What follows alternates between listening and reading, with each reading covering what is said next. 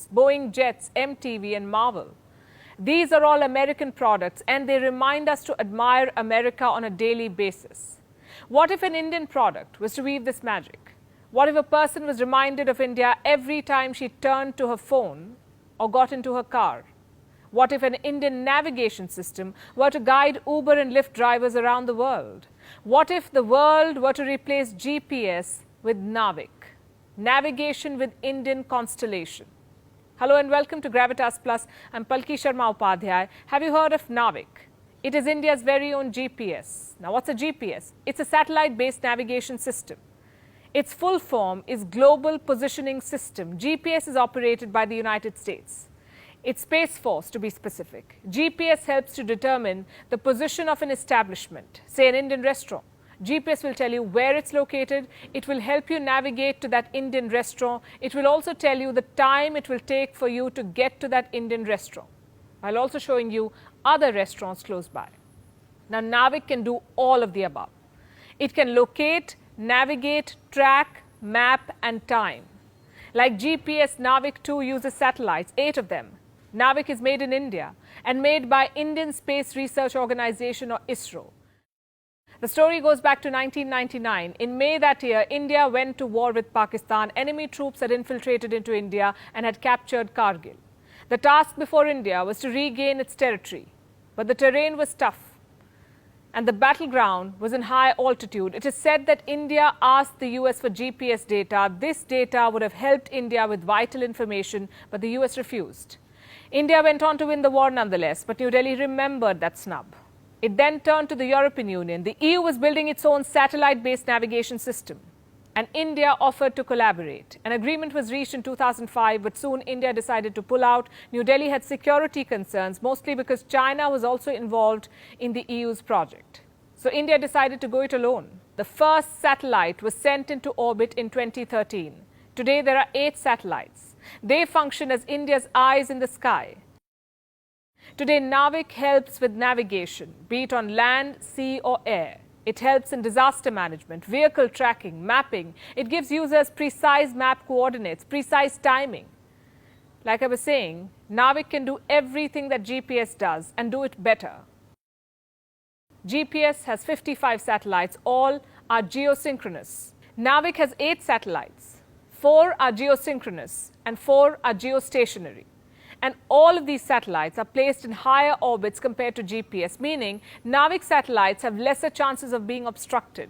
While GPS uses a single frequency, Navik uses dual frequency bands, the L5 band and the S band. And this makes Navik more reliable and accurate, especially in urban locations. But unlike GPS, which covers all countries, almost all countries, Navik currently covers only India and areas within 1,500 kilometers from the Indian border. In other words, Navik's reach is regional. GPS is global. But here too, India is catching up.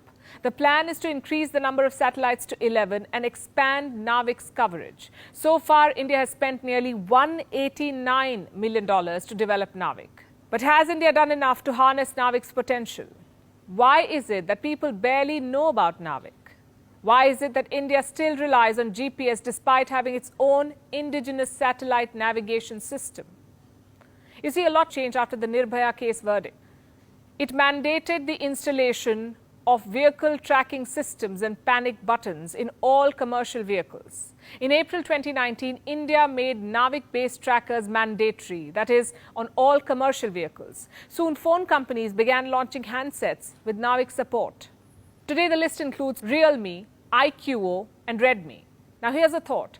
Can India make Navik mandatory on all phones? You know, just like an Apple iPhone has some inbuilt apps, Android has its own inbuilt apps. Can all phones launched in India have an inbuilt Navik map? India should do all it can to back Navik. It is, after all, emblematic of Make in India.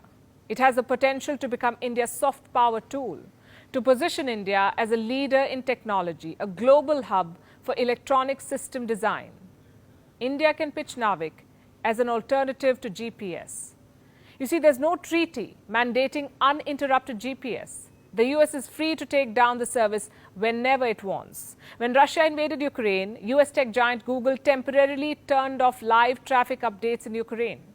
Russia then jammed GPS signals in Ukraine, meaning GPS is not just unreliable, it is also easy to jam. What's worse, GPS can be hacked. And it's happened multiple times. In 2016, for example, a Cathay Pacific flight from Hong Kong to Manila lost GPS guidance just as it was about to land. The pilots had to land without any on-ground assistance. The ATC, Air Traffic Control, told them to use their eyes and manage with whatever they could see from the cockpit. There have been multiple such instances, many resulting in near crashes. It's not that tough to hack/jam a GPS signal. Hackers just need to drown the signal by creating meaningless noise. India can pitch Navik as a more foolproof option.